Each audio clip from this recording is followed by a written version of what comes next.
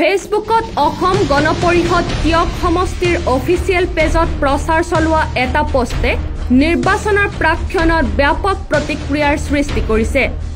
টিয়ক বিধানসভা সমষ্টিৰ অন্তৰ্গত বামুনপুখুৰী গাঁও পঞ্চায়তৰ কংগ্ৰেছী সভানেত্ৰী ৰেখা ভট্টাচাৰ্যই অগপত যোগদান কৰা বুলি অসম গণ পৰিষদৰ তৰফৰ পৰা সামাজিক মাধ্যমৰ যোগেদি প্ৰচাৰ চলোৱা কাৰ্যৰ বিৰুদ্ধে তীব্ৰ প্ৰতিক্ৰিয়া প্ৰকাশ কৰিছে কংগ্ৰেছী সভানেত্ৰীগৰাকীয়ে।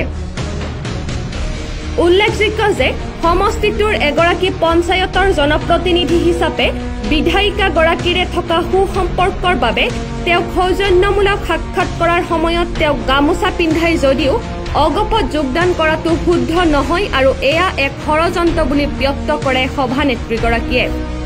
বৰ্তমানে তেওঁ জাতীয় কংগ্ৰেছ দলৰ সদস্য হৈ আছে আৰু ভৱিষ্যতে এনে কাৰ্যৰ পুনৰাবৃত্তি নকৰিবলৈ আহ্বান জনায়।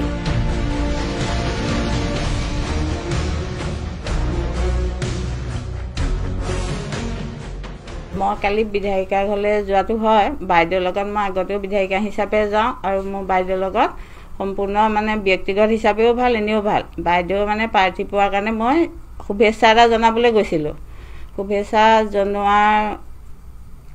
জনোৱা তেওঁলোকে মোক গামোচা এখন পিন্ধালে আৰু আগতেও গামোচা এখন পিন্ধায় আৰু তেওঁলোকে মোক যে এইটো গামোচা এখন পিন্ধাই পেলাই তেওঁলোকে যে এইটো মোক অফিচিয়েল মানে পোষ্টত দি দিব মই ভবাই নাই আৰু এতিয়ালৈকে মই কোনো দলত যোগ কৰা নাই। ৰাইজৰ প্ৰতিনিধি হিচাপে কাম কৰি আছোঁ। মই কংগ্ৰেছ দলৰ পৰাই জিকিলোঁ যদিও মই মানে সকলো ৰাইজৰ প্ৰতিনিধি হিচাপে কাম কৰোঁ। মই কোনো দলৰ বিচাৰ নকৰোঁ তাত, কিন্তু মানে এতিয়া বৰ্তমানলৈকে মই কোনো দলত যোগ দিয়া নাই। লাগিছে তেনেকুৱা পোষ্টটো দি দিয়াৰ কাৰণে। বাইদেউহঁতে ফটো মাৰিছে আৰু মোক সদায় বাইদেউ আগতে গ'লেও মোক গামোচা এখন দিয়ে মৰমতে, এতিয়াও গামোচা এখন পিন্ধালে। সেই বুলিয়ে যে মই জইন কৰিলোঁ সেইটো কথা নহয়, মই জইন কৰা নাই কথা। আৰু আগলৈ যাতে এনেকুৱা পোষ্টবিলাক নুলিয়াই মই অনুৰোধ কৰিলোঁ।